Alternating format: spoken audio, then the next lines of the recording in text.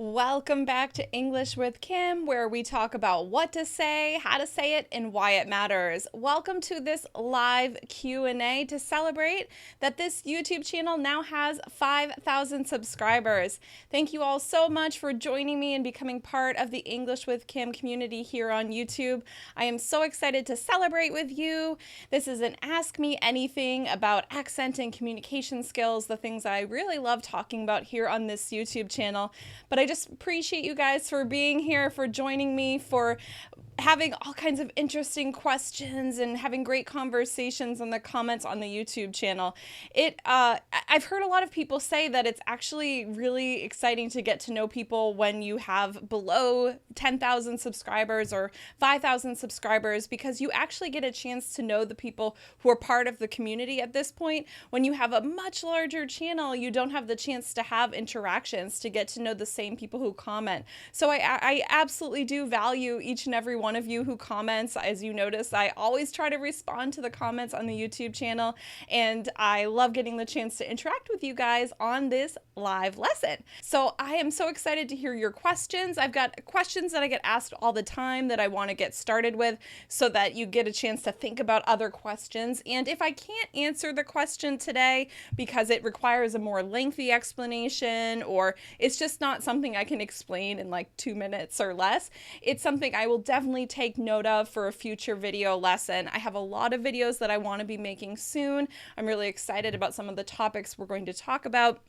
And just know that I do listen to your suggestions. I do want to answer your questions, because the way that I would think about accent and communication is probably different than the way you think about accent and communication, because I'm thinking about it from the perspective of a language professional, someone who's been teaching for 10 years. So I have a different perspective, but I do have a lot of experience, of course, working with non-native speakers and helping you guys understand what's most important for clear communication in English. So definitely be sure to ask your questions. I'm excited to answer them, and if I can't answer them today, I will definitely be taking them into consideration, making a list of ideas for future videos.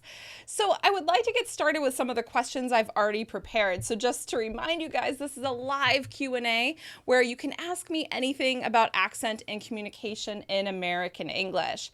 So the first thing I just want to mention to you guys is my background, because it's actually, we're coming up on 10 years that I've been teaching English, and I just wanted to give you a little backstory, because I think sometimes if you're new to somebody's channel, you may not have heard the earlier videos where I discuss this a little bit more. So like I said, I've been teaching English since 2008. I started in October, so it's been almost 10 years.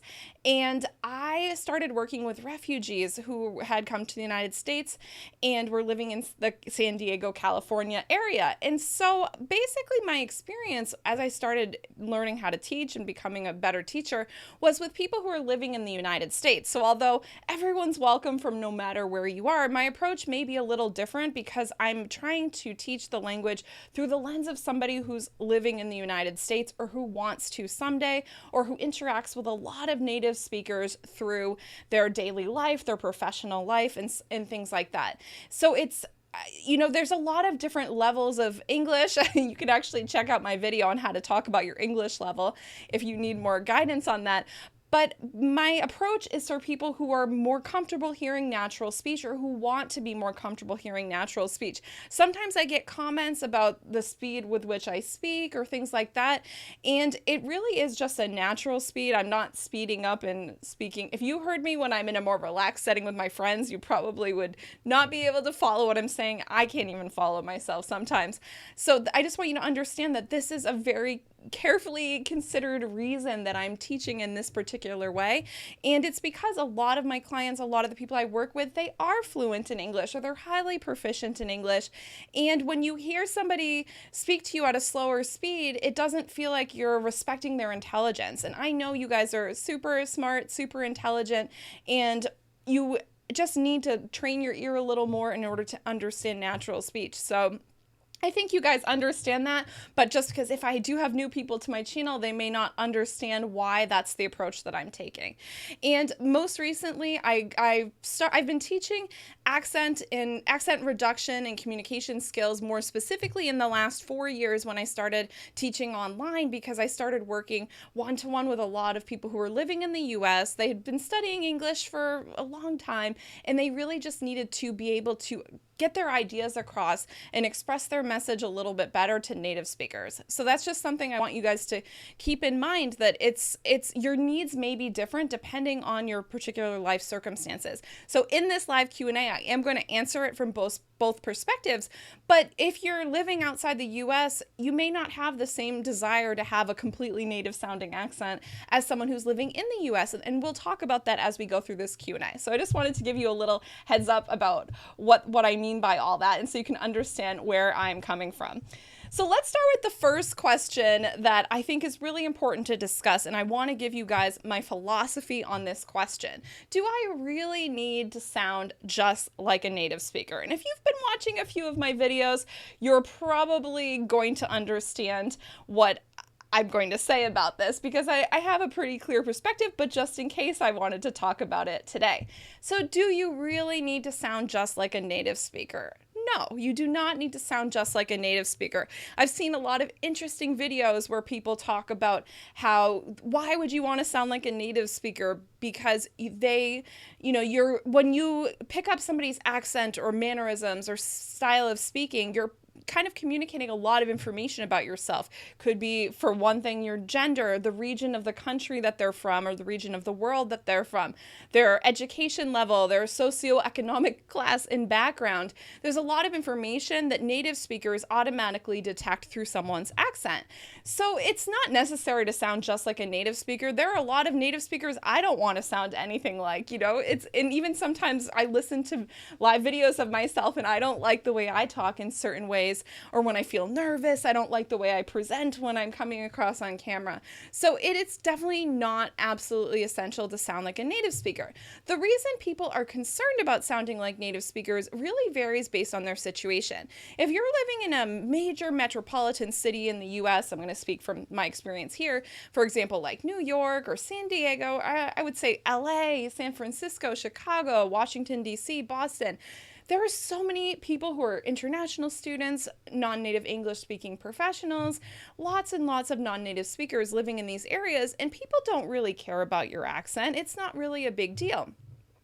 They're used to hearing people with accents. They're used to interacting in English with people who have accents.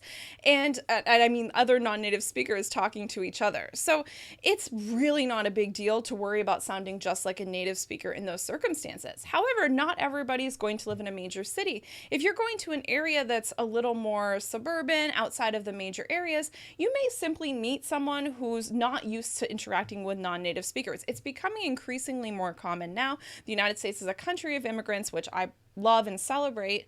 And so you'll notice that people may just look at you like, oh my gosh, you have an accent, because they're not used to hearing someone with an accent in that area. That definitely would describe the area where I grew up in the United States, where people weren't used to having an accent. And the same thing has happened for me when I lived in South America and I spoke Spanish. If I was in a more rural area, or an area which wasn't super filled with, native English speakers speaking Spanish with an American accent or a British accent or something, they were like, whoa, I've never heard anybody speak with an accent before. So that's the reason people want to sound just like a native speaker in most circumstances. They want to find a way to fit in a little bit better, to feel like they belong with people who may not be used to hearing their accent. But you probably know by now, I focus on helping you communicate accent related through stress and intonation, because this helps you speak more clearly and communicate your meaning more effectively. So in my opinion, your accent is only really important if it's affecting the way that people perceive you.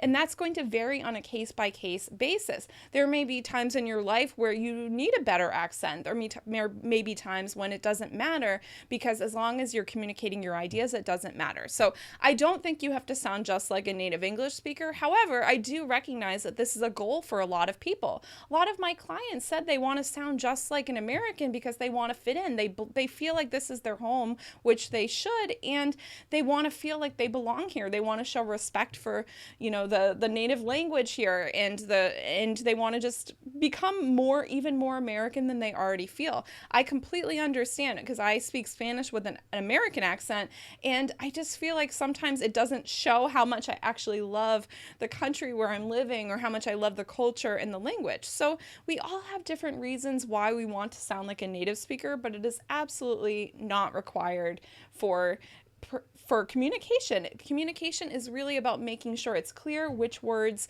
are the most important in your speech, which words you want people to listen to, and being sure your emotions and your attitudes are conveyed through your tone. So I hope that helps you understand a little more about my perspective on that topic. So no, you do not need to sound just like a native speaker, but you may want to, and that's okay too. You can choose based on your life circumstance.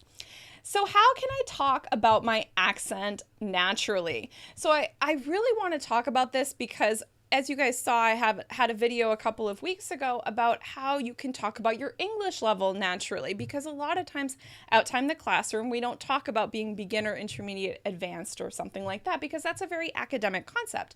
The same thing goes for your accent. And I want to give you some vocabulary so you understand what people are saying to you about your accent, and you understand what they mean, whether it's a nice thing or a not nice thing, because I think sometimes I use words without thinking about it to talk about accents because that's part of my culture to use them in this way, and I want to make sure you understand it. So let's talk about the language you can use to talk about your accent naturally. So here we go. We have a couple of words just to understand how we generally talk about accents. So we can talk about a strong accent or a heavy accent. And this basically means that the person has a more non-native accent. They don't sound like a native speaker because there's a lot of influence from their native language. That's what we mean by a strong accent or a heavy accent. And again, there's nothing wrong with having a strong or a heavy accent. It really depends on your situation.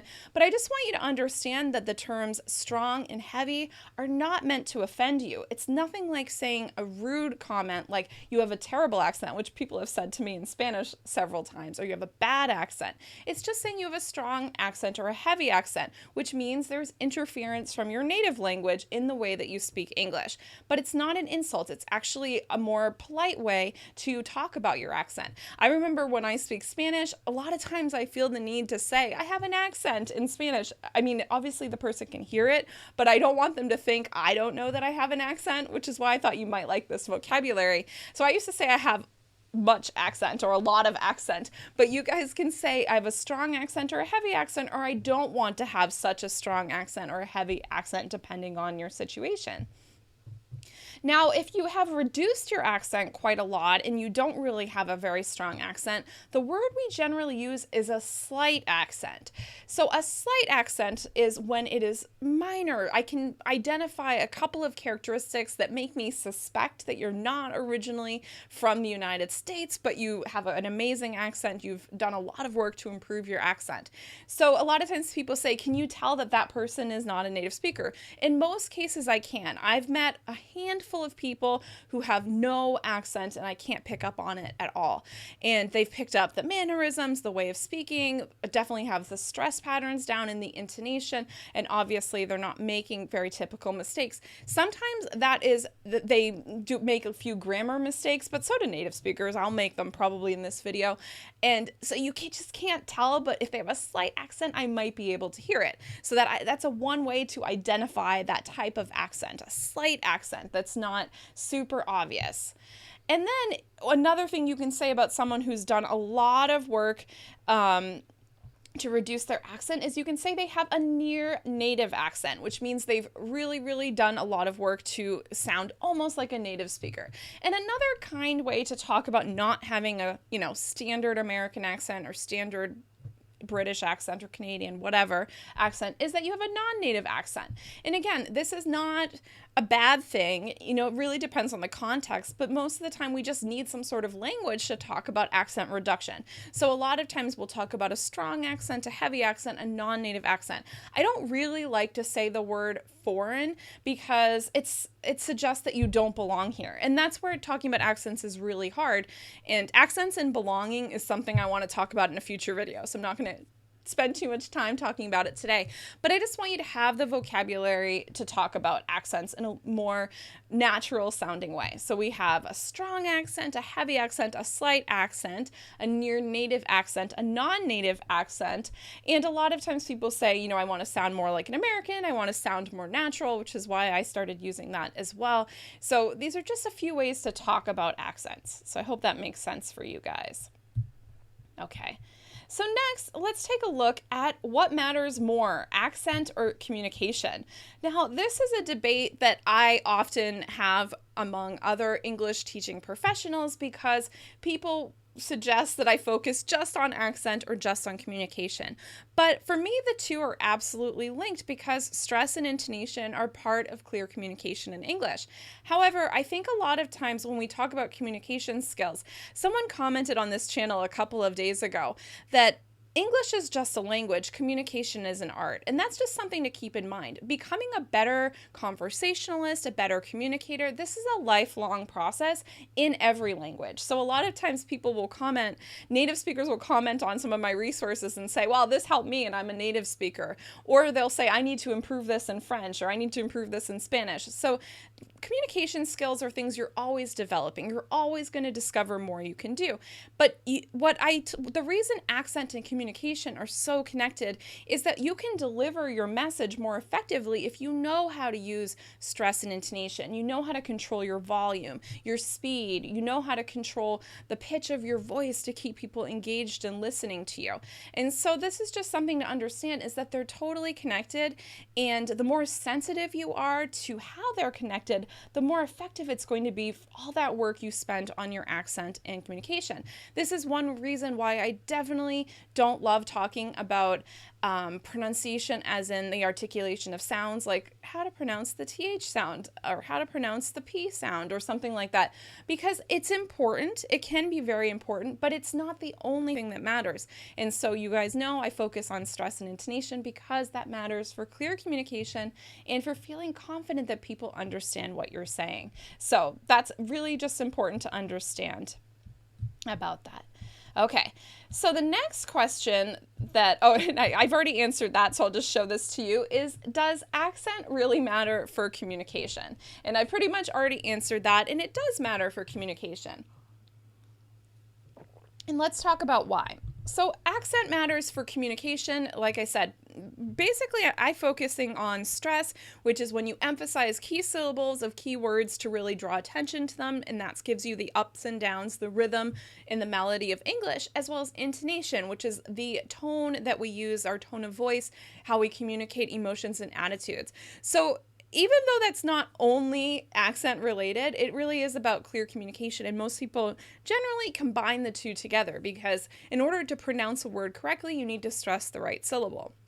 In order to communicate more effectively, you need to make sure you're using stress and intonation more effectively. And of course, there's tons of resources on that. So it really does matter, but it's not the only thing. It's all connected. It's always all connected. So you can never really learn one aspect of English separate from other aspects of English. So that's definitely something to think about as well. Okay, and this is something I will definitely be talking about in a future video, which is how do native speakers feel about my accent?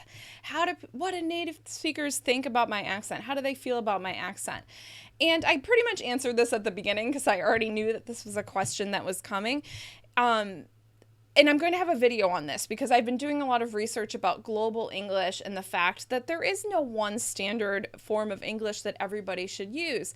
But there is something to be understood about the fact that we do detect accents automatically. Like I said, I can immediately tell if someone's from California by the way that they speak, or especially if they have a more strong regional accent like a Chicago accent or a Brooklyn, New York accent or something like a Southern accent.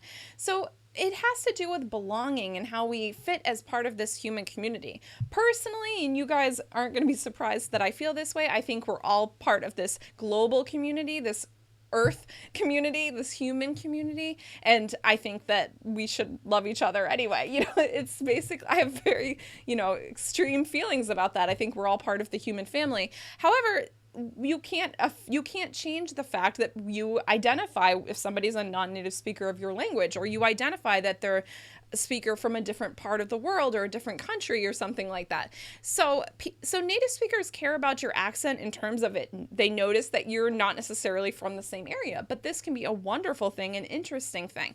The reason, again, we talk so much about reducing your accent, improving your pronunciation, it's for clear communication. But for me and for other non-native speakers of whatever language, a lot of times the accent can be a distraction. And so that's really why I want you to be more easily understood and to just reduce your accent so it's not so obvious, so that people aren't going to comment on it. Oh, like, oh my gosh, where are you from? Like, as soon as they meet you, and you're like, oh, can we just have a conversation and then talk about where I'm from? If you've lived in another country or traveled, you probably understand that. So it's something that you just experience as a non-native speaker of any language. It's just, I don't want it to be a distraction. So native speakers, it really will depend on the person. I always say that if someone's going to be rude to you about your accent, they're not a nice person. You don't need to convince them to be a good person. Like, you can't change who they are, and just by being the wonderful person you are. So it's hard for me sometimes to talk about accent because I do believe this, but I also understand that having a better accent helps you get better job opportunities. It helps you achieve more in your life. For me, accent is a lot of times how we feel about ourselves. Even though I speak Spanish fluently, I feel embarrassed about my accent, which means I would sometimes not speak up in situations because I know people are going to comment on my accent or hear that it's, I make these mistakes or something like that. So for me, accent is about how it will help you in your life. And that's really going to vary per person, per situation. And native speakers may or may not react positively. They may love your accent, depending on how it sounds. Like, there's a lot of positive aspects of having an accent that may happen as well. So I'll see if you guys have questions about that in just a moment. Okay. And so the last thing I'm going to talk about before I start looking at your questions is, what should I focus on first with my accent? And this is something that I talk about a lot, because a lot of times people are trying to kind of DIY, do it yourself, your accent. And I feel like a lot of times people start in the wrong place, or they spend too much time on the wrong place. So I've talked about this already in another video, which is the 4 elements of a natural sounding accent. This is pretty much where I outline the order in which I think you should be working on your accent. But as you see here, I put number 1, the sounds of English. This is usually where people start, but they spend too much time here, where the rhythm and the melody or the music of English are really so much more essential for clear communication. And I notice a lot of people jump to the end of the flow of English, connected speech, linking, reductions, when they haven't mastered the stuff that comes before, whereas the flow of English, the fluent sounding speech, comes from using the rhythm and melody correctly, using stress and intonation correctly. So definitely watch this video. I still really like this video, and actually the article on my website's quite helpful as well. Just Google this title and you'll be able to find it. This will explain the order I think you should go in. But I will say, like I keep mentioning, I think people spend too much time on the pronunciation of sounds and pronunciation of certain words. If you Google words you're mispronouncing, or look it up on YouTube, words you're mispronouncing, 10 words you're mispronouncing, 75 words you're mispronouncing, 85 words you're mispronouncing, there are so many hugely viral videos on this topic, but it does not help you to just learn how to say these 85 different words correctly. It does help you if there's a word you use a lot for work. It really helps you to understand why you're mispronouncing the word. Usually it has to do with stress or not fully lengthening your syllables, and then fix those mistakes, because that will help with your overall pronunciation. I made a video on my channel, which is 10 words I mispronounce in English, to kind of in response to that, in response to the fact that I just can't believe how many videos on that topic are out there and how popular they are. It's like people love hearing what they're doing wrong. But you have to understand why you're pronouncing the words wrong. And some people explain that better than others. So anyway, it's just something that I feel strongly about that that I would definitely talk about in the future. Thank you. Oh, thank you, Rogerio. You're doing an awesome job. You've been learning a lot. I appreciate it. I try to do things a little differently here, so I appreciate it. How do you know when you have to stress focus words when you are speaking spontaneously without any script? That is a really good question. How do you know when you have to stress focus words when you're speaking spontaneously without any script? Practice. And that's where something I'm going to be talking about in the next couple of months, and it's something I really believe and teach through my accent reduction programs, is you need a daily accent reduction practice. You need to be working on your accent every single day.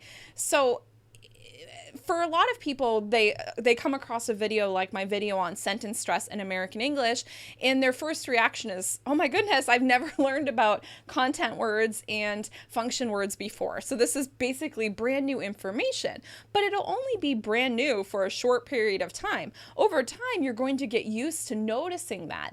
And a lot of times, another video I want to make soon is you need to train your ear and your mouth, not just your mouth, to speak with a better accent. A lot of times, the kind of foundation of having a better accent is being able to detect the way people are stressing words or the intonation that they're using. It's increasing the sensitivity of your ear, not just your mouth, to produce it. If you can't hear the way native speakers are stressing words or which words are important or how they speak, then you're not going to be able to do it yourself. And I speak from experience here. I didn't realize why I had such an accent in Spanish for 15 years of speaking it. I only figured it out like 2 years ago that I was importing the stress patterns of English into Spanish, and it doesn't work that way. It doesn't work in exactly the same way. And it's giving me an accent, and people would be like, oh, you have such a unique tone, or what an interesting tone. Oh, your tone is cute. And I was like, I don't know what they're talking about. Is that just a nice way to say I have a terrible accent? And what they were actually trying to say is that I was importing this kind of music, this musicality that I have in my voice that a lot of you appreciate, into Spanish. And it doesn't work that way, not in every version of Spanish. That's why I think it was a little easier for me to speak Portuguese, because Portuguese has a little more of that, and Brazilian Portuguese. So anyway, side note about me, but it's something that happens when you train your ear. Once you start detecting the way native speakers are using this, it becomes easier for you to start doing it yourself because your ear is listening for these stressed content words, and then the focus words comes later. And you actually said, the comment was, how do you know when to stress focus words? Now, focus words are different than content words. Focus words are the most important words of the most important words, right? Content words are the words that are stressed. Focus words, usually there's definitely one that's the most stressed per sentence, and then there's one per thought group. And that just comes from learning how you want to speak, what you want to emphasize in your speech. And you can learn that by listening. I often suggest listening to, for that kind of thing, for speaking with effect, it's helpful to listen to speeches, like commencement speeches, TED Talks, listen to the way Obama pauses after every single word if you listen to some of his speeches. That's something that you have to train your ear to do so that your mouth will do it. But in my experience, with my accent reduction clients, once they start knowing that that's important, they start playing with it. They start experimenting with it. They start having fun with it. And that's what's going to enable you to start doing it yourself. You're not worrying about getting it perfect. You're just doing it. You have to do it in order to start doing it correctly. And you're going to have to make mistakes first before you're going to be able to completely improve the way that you stress these content words and focus words. You have to play with it first. Think about a kid when they're learning to ride a bike or play a sport. They make so many mistakes, and then they start riding all over the place, and then they get faster and faster. The same thing is with your accent. And I've been meaning to make a video for years about how learning how to, improving their speaking is like training for sports, because it really is a matter of practice and intense focus, to the exclusion of a lot of other things. But then it becomes natural. It becomes second nature. We don't think about it anymore, and then we're able to do it. So I hope that answers your question. Definitely let me know. Okay. All right. So Mohammed says, let's see. Mohammed says, how can I understand movies? They talk so fast. Mohammed, I definitely encourage you to check out the resources from my friend Kara or Cara. I always say it in the American way. She's British. From Leo Listening. Her channel is linked from mine. She talks all about how to understand movies, and she has some really good ideas about how to understand movies.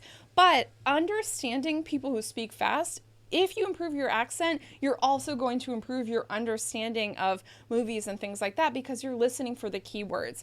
But a lot of times, with movies and things like that, they're using regional accents, they're using certain styles of speech to convey things about the characters. So it's not going to be the same as listening to someone who's presenting on YouTube, whether it's a English teacher or it's someone who's talking into the camera for clarity, for presentation style. So definitely check out Leo Listening because she's an expert on that particular topic. Rasmus says, to be honest, it's very hard for me to notice pitch, stress, and intonation, so this lack of awareness makes me feel like an idiot. So I end up not working that much on this in order to avoid this feeling. That's a really good point. Thank you for sharing your perspective with me. So let's talk about that a little bit. And I definitely want to make a video on this. And so I thank you guys for giving me intelligent comments that we can talk about. So having a lack of awareness, so like I said, it's about where do I even start? So improving your accent and communication is about increasing your sensitivity to a lot of different things. So it can be really frustrating. A lot of times my clients will say to me that they are frustrated because they communicate so well in their native language. They're really able to express themselves well. They sound so intelligent and well-spoken. People comment on that. Like I said, a lot of college professors, PhDs, not that you need a certain level of education to communicate well, but you're used to communicating professionally in a lot of those situations. And so when they start speaking English, they feel like they just don't sound as intelligent, or they don't sound as as excellent as they do in their native language. And so this is a big frustration for people. This is why I say a lot of accent has to do with how you feel about yourself and improving how you feel as you're communicating with other people. So you shouldn't feel like, who cares what other people think? It can help. If that's a motivator for you, that's great. But it's really about how you feel about yourself. A lot of times you won't achieve complete accent elimination in this process. You're going to be able to get closer, and just getting a little bit closer, sounding a little bit better can magnify and multiply your confidence in ways that you can't even expect. It's not about a perfect accent. It never is. It's about how it makes you feel and how you see how people are responding to you, and that makes you feel more confident. So going back to this comment, it's hard for me to notice pitch, stress, and intonation. This is where you need to train your ear as well as your mouth, right? You need to really develop that awareness through listening more carefully. If you check on my channel, I have a video on how to use your listening skills to reduce your accent. And I talk about how you can actually break down step by step the things that you're listening for every time you listen to a small, short clip, and then you start analyzing it. I don't think analyzing it is the only way to reduce your accent, but it can be quite interesting when you start observing what native speakers are doing. And that's the approach a lot of people take when they're trying to learn at home. They're analyzing people's speech, or they're listening to other people analyze speech. And I actually want to make a video where I'm analyzing my own speech from some of the conversations I've done with, the interview series that I have, because that's where I'm not really thinking about what I'm saying. We're having a conversation. And so you can hear those kind of things, actually analyzing my own speech.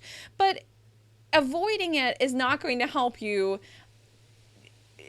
achieve your goals, right? But we always do. If something is embarrassing to us or we don't like it, we avoid it. It's human nature. So you shouldn't feel like you're alone in that. But I would say start just by listening. Try to find a way to make it a game or make it kind of like a challenge to yourself. That's really going to help. And a lot of times that's, sometimes if your end goal should not necessarily, like I said, be complete elimination of an accent. It could be just to understand people better, and then just start detecting these different things, to have more sensitivity to these certain things. That is really going to help you go so much further and just feel more motivated to keep working on it. So basically what I try to do in my accent reduction programs and with my clients is I try to help people kind of get those small wins, to start noticing certain things that they're able to do. And actually, I've talked about this a lot in the past, but haven't recently. I have this free email course at soundmorenatural.com, and I just kind of improved it yesterday, and I'm going to continue to improve it, where I'm asking you to do certain things every day so you can get those wins, so you can make those improvements, so you can kind of understand how you can apply this to your real life. I find a lot of people understand intellectually the concepts, but the application is what's hard. And it's just, again, repetition over time, practice over time, attention. It doesn't have to be like spending 3 hours a day working on your accent, although I know a lot of people who do. It can be spending 15 minutes a day training your ear to listen for pitch differences, just to listen for a rise and fall at the end of the sentences, or rise and fall mid-sentence. That's it. Just listen for that, and you're going to start to detect a lot more information from that. So let me know if that helped you, and I can answer any more questions on that. Okay, let's go back to the chat. Okay, hello. Oh, Mauricio, what happened? No message. And Bahram, nice to see you. Hello, hello. What to answer those who keep making the remark, oh, you have a little accent. You know, it's funny because as I was making the slides for this particular video, I came across a resource, I came across a resource on that topic where the person was talking about raising bilingual children and how people make negative comments about their accent, or not about their accent, about the parents' accent. And I've seen other videos where people are doing this if they're not a native Spanish speaker, for example, but they want their kids to speak Spanish, and they feel like, oh my gosh, I'm teaching my kid, an accent. The thing is, you just have a little accent. It's kind of like, the thing that's frustrating about it, going back to this post that I saw, is that people are basically identifying you as not from here. And it makes you feel like you don't belong. So they might not be doing it intentionally in order to hurt your feelings or anything like that, but they've done it, and they've made this comment about your accent. And it's like, we have this expression in English, like, thanks, Captain Obvious. Like, when you tell somebody who has an accent that they have an accent, you're like, oh, really? Okay, thank you. Like, and I sent an email to my email community a few weeks ago where I said, when people will often, depending on the country, but people will often show me what my accent sounds like in Spanish, like in order to show me how bad it is. And I'm like, wow, thanks. I didn't know what an American accent in Spanish sounds like.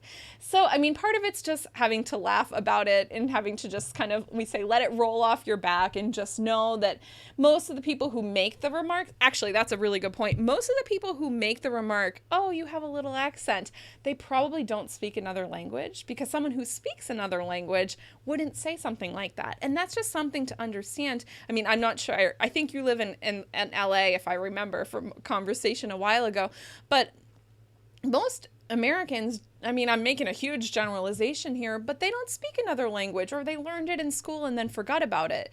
So you have an advantage, and in that you speak another language to fluency. And so what would you say to that person? I mean, most of the remarks would be rude, and it's kind of like, well, at least I speak another language.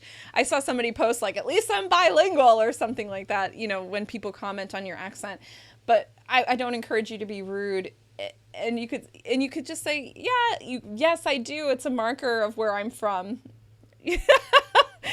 But I've been living here for a long time, or something like that. What I usually say when people comment on my accent is, it's really hard to get rid of an accent. Or get rid of is not the right word, but it's really hard. Yeah, it's really, I say you can improve the way you speak, but you almost never lose the accent, or I just don't have the time to completely eliminate my accent, or something like that. Or I just don't think it's that important for communication. So these are just a couple of ideas, but it's you really have to find something that fits for you and that fits for the situation. And actually, I do want to make a video on this as well, about being sensitive about your accent, because I honestly, in Spanish, when people comment on my accent, depending on the situation, I can get a little frustrated, is a nice way to say it. And it's hard to handle it when somebody's pointing out, you're not from here, you don't sound like you're from here. Who cares? It doesn't matter. There's so many immigrants across the world in all kinds of different countries, but people will always notice it. And there's some research on that. And again, this is why I want to have a better researched video. These are just my thoughts off the top of my head. So I hope that helps you a little bit with that. Okay. You may want to activate live captions. Oh, I'll have to see if that's, oops, let's go back up here. Okay. Ava says, I do love your videos and I absolutely agree with you. Communication is most important amongst the human community. Love from Spain. Hi, Ava. Thank you so much. Yes, exactly. We just need to learn how to learn about each other as far as I'm concerned. That's why one of my mottos is connecting conversation, right? Find a way to connect with people through these conversations. Oh, thank you. Nice to see you, Leonildo. These are people who have been around for a long time. See, this is what I mean. I like that I get to know you guys and I recognize your names and your pictures and things like that. Thank you. You're welcome. You may want to activate live captions. I know that that's a thing that they're starting, but I'm definitely going to check on that as well. I seem to have a problem with the rhythm of English. I can't hear it. So I'm sure that comment was maybe before I started answering that other comment. But it's really, if your ear can't hear the rhythm, then it's going to be hard for your mouth to produce it. That's my problem in Spanish. So I'm speaking from experience here. It took me many years of living in South America, in different South American countries, to realize that I wasn't I mean, I could hear the rhythm, but I wasn't understanding that. I wasn't understanding how it was different from English rhythms. So that's why I really emphasize stress so much. I had a conversation on a Spanish YouTube channel where I said, you know, guys, it's not really just that you have to choose an accent. It's that you have to understand that Americans will lengthen stress syllables and native Spanish speakers do not. They're not lengthened in that way. They're stressed by volume. And so, you know, that's part of the rhythm. And so if you can't hear English rhythm, then it's very hard for you to do it yourself. It's the same for me. I didn't hear Spanish rhythm was different, so I wasn't able to do it myself. I was just taking rhythm from English into Spanish. And this takes training of your ear. You know, people need to practice this. It's not something you're often taught when you're in school. And so you have all kinds of years of not understanding the rhythm to undo. But it's just tuning your ear. And you can tune your ear before, you know, the more you tune your ear, the easier it's going to be to work on your accent, especially if, you know, you kind of do what I do when I say, I'll work on it when I'm in a situation where I need to work on my accent. But you can always be working on your listening and how your ear hears it. And imitation is always fun. It can be a fun way to practice. So hope that helps that idea as well.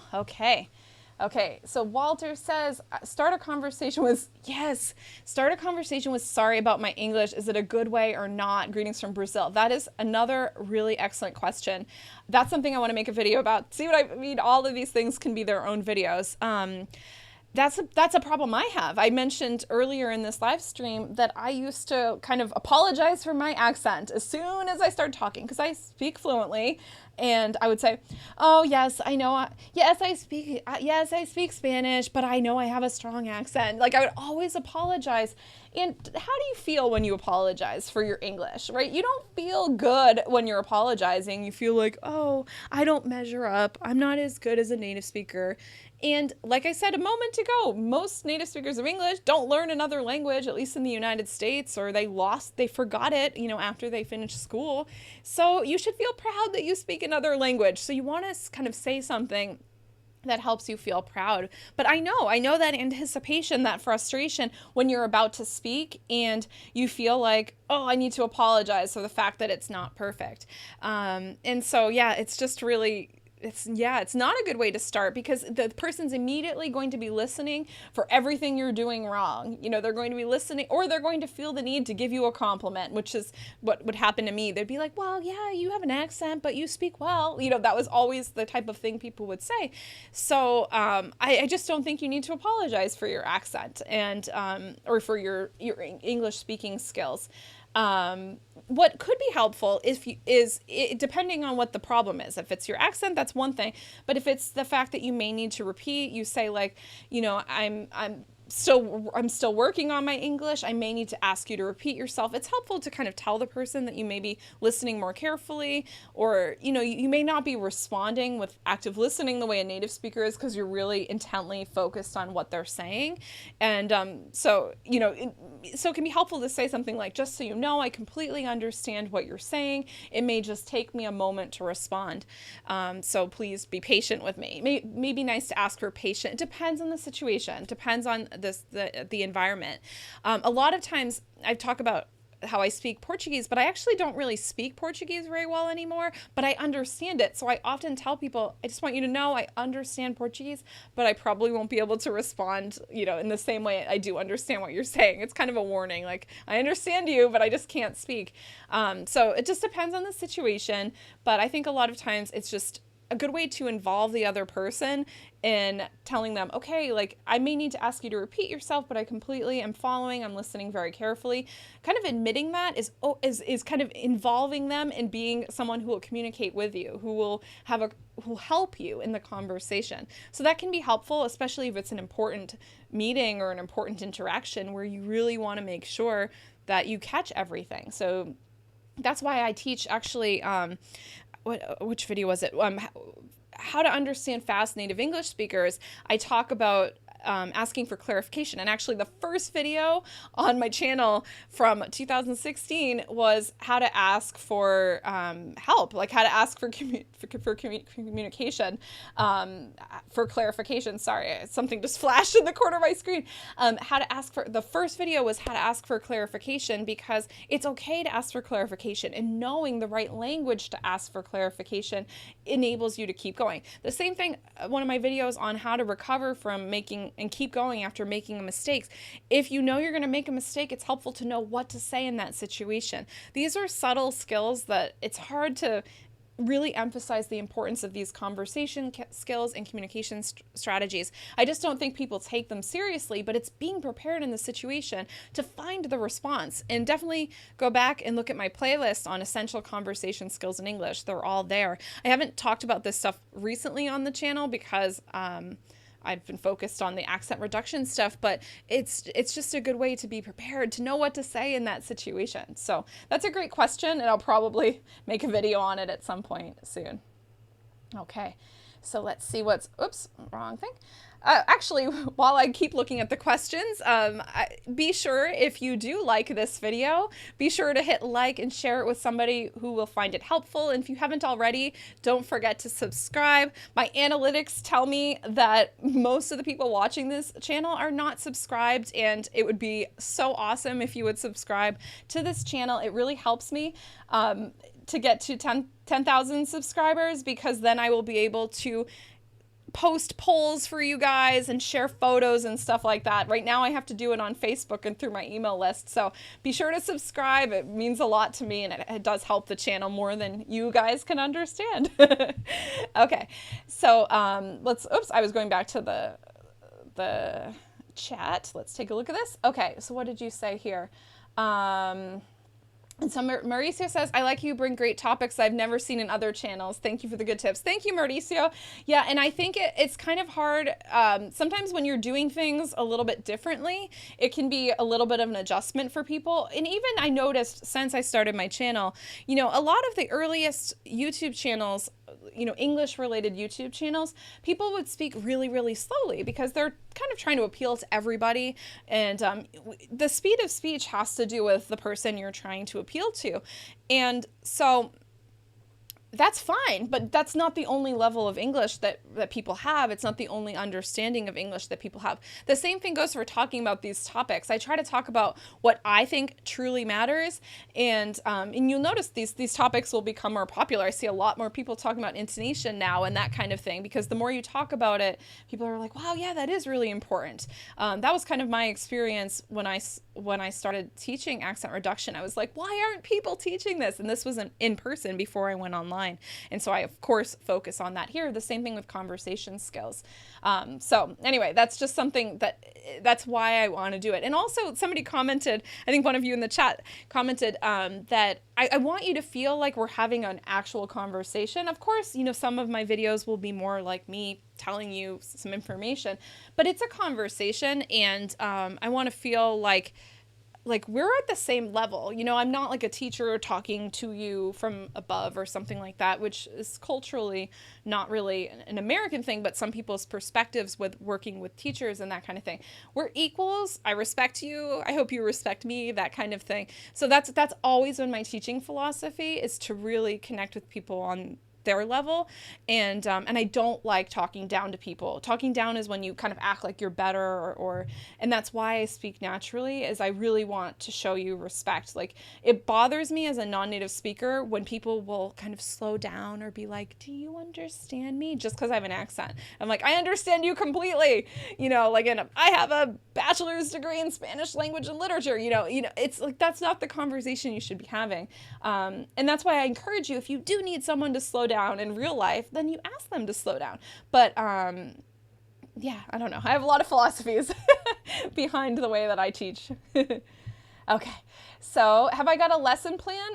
From France. Okay. Yeah. France. Yeah. French is a hard accent to, hello, Angel.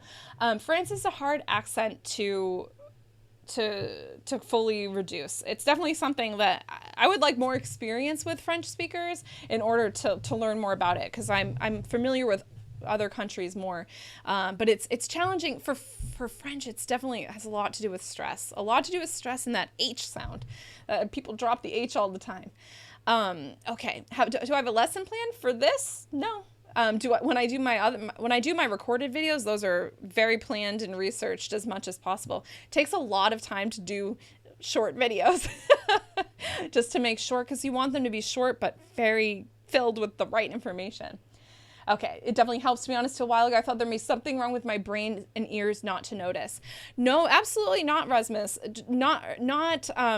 Not noticing this stuff. It's just because your ear isn't trained to listen for that. And in my video, my word stress video, I talk about, in word stress video, and also the video on 3 reasons you're mispronouncing words in English. In the video on 3 words you're mispronouncing words in English, I talk about how English is a stress time language and many languages are syllable time languages. And that's really, like, your ear is just not listening for that pattern. It doesn't mean you don't understand the rhythm of English, but you're not listening for it. So you're not noticing how it's different than your native language. And this is, like, even if you do speak a stress time language, because like Russian's a stress time language, a few other, Japanese has a different rhythm. Not going to pretend I know everything about it, but when you might be using stress differently, or stress might be used in a different way to communicate a different type of meaning. So if you've never been told to listen for these things, you're not going to hear them. Like, it's just not possible to hear it. Like, why would you notice it unless you're detecting it yourself? And that's why I always tell my experience with speaking Spanish. I didn't notice it myself in the way that I didn't notice that I was lengthening my syllables in English. And I noticed that even with fluent non-native Spanish speakers who have a quite good accent, they have a slight accent in Spanish. Usually their slight accent is their lengthened syllables because of English rhythm. So you'll start noticing these things. But that's why it's all about training your ear first and then your mouth, or your ear and your mouth at the same time. But that's why improving your listening skills strategically is so key. Yeah, I'm going to say that again without this little, improving your listening skills strategically can really help you with your accent and communication skills, because it's about your sensitivity to the language. It's about observing the way people use the language and how they use their voices, how they communicate with their voices. It's about listening to people whose voices you want to sound like, being able to be discerning in particular about who you're listening to and how they're communicating. And again, there will be a video about this at some point as well. Okay. It is possible to speak with an American accent. I thought it was impossible, but it's not. Now people think I'm American when they hear my accent, but I've been here in the U.S. for 5 years. That is awesome. Congratulations, Angel. That's totally possible. I've met people, but you know what's funny is I've met people who have a really good American accent who don't believe they have a good accent. Like, they've worked so hard on it, and I'm just like, I wouldn't have known you're a non-native speaker. And they're like, really? Am I fluent? Do I sound good? And it's because they have that kind of, we have some insecurity being non-native speakers of a language, because that this isn't your native language, no matter how hard you try or how much you love the language, how much you now belong in the culture. It's something that takes work. But yes, it is totally possible to speak with an American accent. However, should it be your only goal? Not everybody is going to achieve it. Like I said, I don't have a perfect accent in Spanish, and that's why, sometimes I get frustrated, when when people are like, oh, listen to my perfect accent in Spanish, that qualifies me to speaking, to teach you English or something like that. And it's like, no, because your situation is different, right? Everybody's situation is different. Your ages are different. Your ability to listen to the music of English is different. It can take a lot of work to be able to understand the accent. Yeah. So it's totally possible, but should it be your only goal? No, it depends on the person. Erdacio, listening to tons of English videos has helped you. Oh yeah, you're late, but here, I thought I saw something else above. Tons of English videos have helped you improve your skills a lot. Yes, and you listen to like every single English video that's out there, like right when it's released. So that's very helpful. Yes, excuse my mistakes. I'm still working out English. Next time I'll improve my way of speaking. Yeah, if you feel the need to apologize, that's particularly good. Okay, so you probably come from a Nordic or Eastern European country. Yeah. Yeah, certain countries have an easier time speaking language. Also, your age when you move to the United States can actually help you improve how you sound. Like people who move, but I met people who move to the US when they're, teenagers or younger, and they have an easier time learning an American accent. I've heard people who move there when they're in college age, and it's like, wow, how did you get that American accent? It really just depends on the person. It depends on a lot of different factors, and there's nothing wrong with the fact that you haven't achieved your goal with your accent yet. Like, that's just really important to understand. Like, it's a process. We are all different. There's no one method that works for every single person. Okay. Thank you for yapping. Hello, Alberto. Nice to see you. You're Dutch. Okay. See, yeah. Well, yeah. Dutch is a little bit closer to English. And actually, one of my favorite stories is from a Dutch woman I used to work with at one of the language institutes in Boston, and she was so cool. She was telling the story, so she's completely fluent, wonderful accent, and she studied English, had a master's degree in English, and she said, she's like, I thought when I came to the United States that I would sound so good. I was so confident about how I spoke English, and then I went to Starbucks and I realized how much my English needed to improve. And that's because, ordering in Starbucks and those type of situations, it's more about the cultural codes, not even necessarily the language. But a lot of people, that's the same experience I have speaking Spanish. I go to Starbucks and I'm like, blah, blah, or go to, a coffee shop and I can't order a cup of tea, So yeah, but yeah, there's a lot of good stories where people come to the U.S. You comment, could I give you some advice? Yeah. So, intonation, just even the last video on my channel, how is the rise and fall of your speech? Like, do people know whether you're asking a question or making a statement? I want to do an intonation for beginners video because I think, there's different levels of intonation and what's important, but it's very important to understand, are you asking a question? Is it communicating, questioning intonation, or are you making a statement? Because a lot of times, if you're not asking a question, people might feel like they are, they'll feel like you don't really care about, like you don't really feel confident. Sorry, I lost my train of thought because I see things flashing on my screen. If you are not communicating clearly, whether it's a question or a statement, and you're asking all of your questions as statements, it can show annoyance. It can show like that you're showing the person that like they don't understand, or you're being too direct with them. So a little more questioning intonation in your speech, a little more of this rise and fall in your speech can help people relate to you more. And I actually recorded a video on this topic, but I had a technological problem with the recording. That's why there was no video last week, because I can't put it on YouTube, and I have to re-record it, and it's been way too hot to record videos. So anyway, that will be something I'll talk about, but you have to think about, like, how are you communicating your feelings? Like, how are you showing the person that you're friendly, that you're interested in them, that you care about them? That's a tone thing.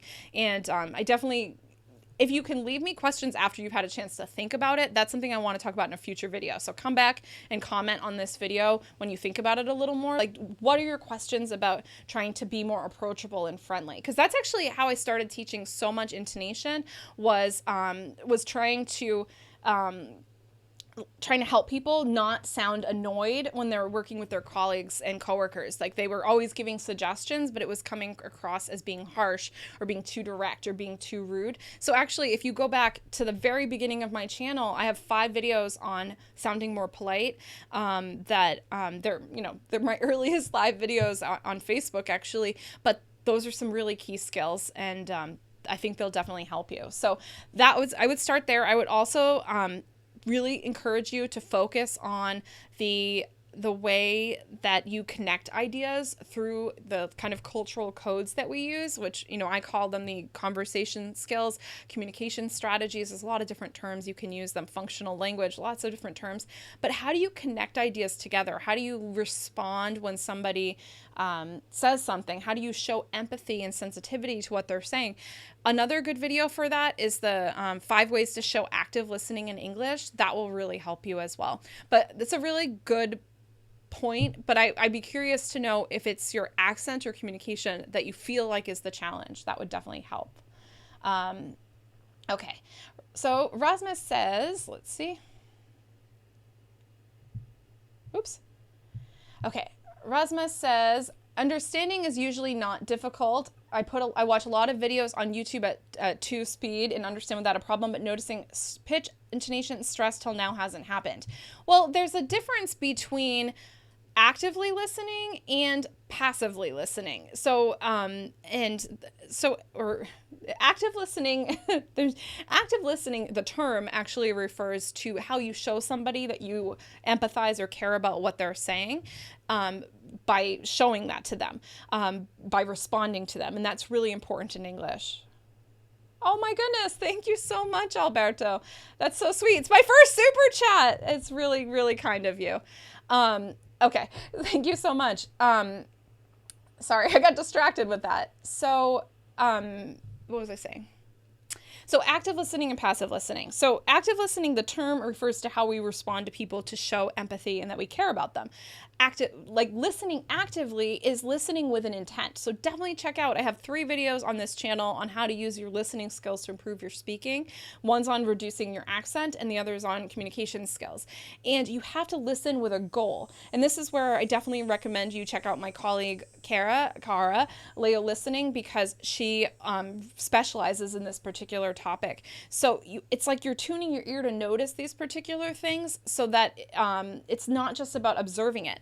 But speaking of what you said about watching videos on YouTube with 2 times speed, that's awesome. I also watch a lot of videos on 2 times speed. And what you can listen for when you do that, I feel like when I speed up the video, the rise and fall in tone becomes more obvious. You notice like the more of the peaks and the rises. And that's actually what I want to make a video on that as well, because that's how you can really hear pitch changes in men's voices. Someone like me is more expressive. Not every woman has such a wide variety of voices, but or pitch in their voice, but you can definitely tune your ear to start noticing that. So if you're listening on 2 times speed, listen for the jumps in pitch. And another thing is, I don't have experience doing this myself, but you can analyze the pitch, using some sort of app or program or something like that to kind of notice those pitch. So listen to the speech, listen to the audio of a speech, and that's my first troll on these live streams. It's so exciting. Okay, so let's go back to what you were saying. We're not going to give this person more attention. How different is British and American English when it comes to intonation, stress, and pitch? I know there's a lot of difference in vocabulary, but no idea about differences in speaking.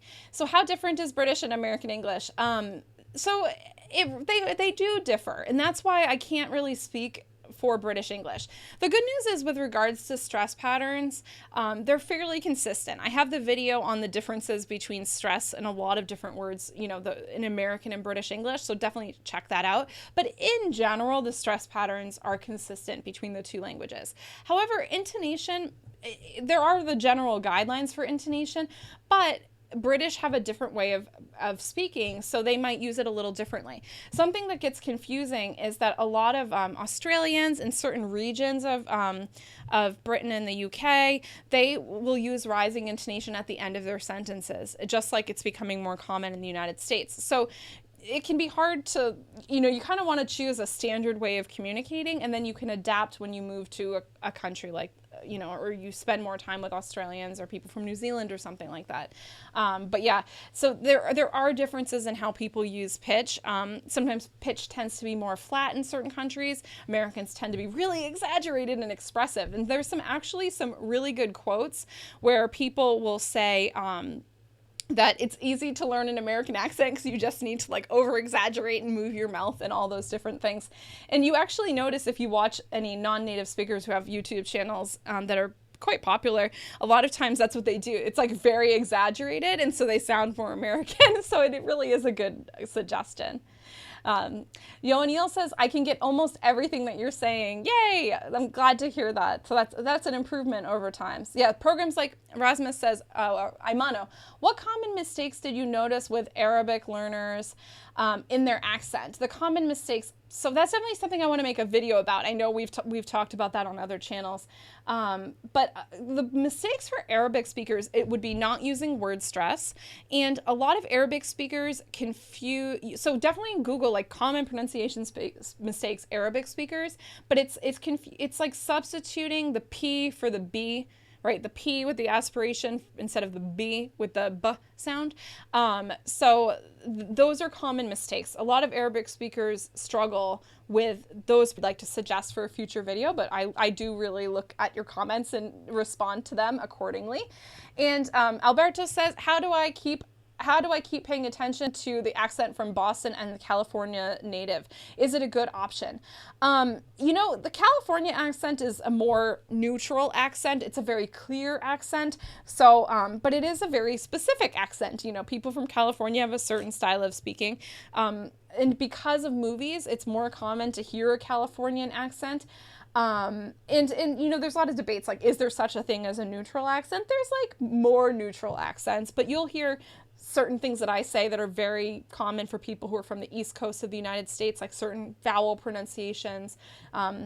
The word certain, the way I pronounce it, a Californian would probably say certain. So these are things that you notice. So I would just say it's helpful to just identify someone's style of speech that you really like and you want to sound like, and or characteristics of the way that they speak that you want to sound like. And I think like I said, I want to make a video on this as well, because there are things that you should definitely ask a native speaker friend, or ask somebody, like, what do you notice about the way this person speaks? Is this a good model for me? Because there are some ways people communicate that sound super direct and super like they just have a way of speaking that are super direct, super forceful, super powerful. Maybe that's not what you want to do. Maybe you want to sound more friendly. Maybe you do want to sound authoritative because you want to make sure that you're communicating clearly and that you're really helping people in that kind of way. So it just depends on you, and it depends on the situation that you're in. So I would say there's I would just say that there's certain things that you need to do in order to think about if the accent that you're trying to imitate is a good one for you. So you want to listen to somebody that you really are trying to respect, like somebody who you really want to imitate, you want to sound like. So it doesn't really matter where the accent's from. It's like their style of speaking that you want to imitate. And can I improve my English by just watching series on TV? Just watching series, you can totally improve your English by watching TV programs. But I definitely think in order to make more progress, go back to what I said earlier in the video about using your listening more specific, have specific goals for the way that you're speaking. Okay, yes, so Rasmus says P doesn't exist in Arabic, also CH and G. Exactly, so those are the things that people tend to substitute. And thank you, Walter, I'm glad it's helped. Thank you, Aimano. Okay, so I'm going to wrap this up. Natalia, nice to see you. Like I said, I love that I get to see the people that I've seen. I recognize these same people. And so that's what's so cool about starting a YouTube community, is that, especially thank you guys for being here earlier in the YouTube community, because it means I get to know you guys. I recognize your questions. I can answer your questions. So if you think of any questions after this live stream, comment below the video. Of course, like I said, if you like this video, please be sure to hit like and share with your friends. Don't forget to subscribe if you haven't already. And I just want to remind you guys, if you want more resources on this topic, this channel is wonderful for that, but there are so many more resources on my website. These are both links to my website. They're just quicker to say. So if you want all of my accent resources and you want to read along with the transcripts and the articles that go with the videos, they're at accentadvice.com. Let's say that again, accentadvice.com. And for communication stuff, it is connectandconversation.com. So that will bring you right to all the resources on my website. So definitely go and check those out for more information, because there's only so much I can share in video form, but there's way more on the website. And join my email community. Definitely sign up at, definitely sign up at soundmorenatural.com. You can join my email community, and I've just updated the email course that's there so that it can be more effective and really get you thinking about your accent. I have a lot of cool stuff coming this way, and I will definitely be able to help you and guide you a little bit more through the email community. I like sharing stories about my life and experiences, or, you know, things that I find inspirational and things that can help you. So definitely sign up there. So thank you guys so much. I appreciate it. Okay, even if you just found me 2 days ago, you're welcome here. Thank you guys. It's wonderful. Have a good one. So once again, I'm Kim from EnglishWithKim.com. This YouTube channel is all about what to say, how to say it, and why it matters. Thank you guys so much for joining me, and I'll talk to you again soon. Have a good one. Goodbye.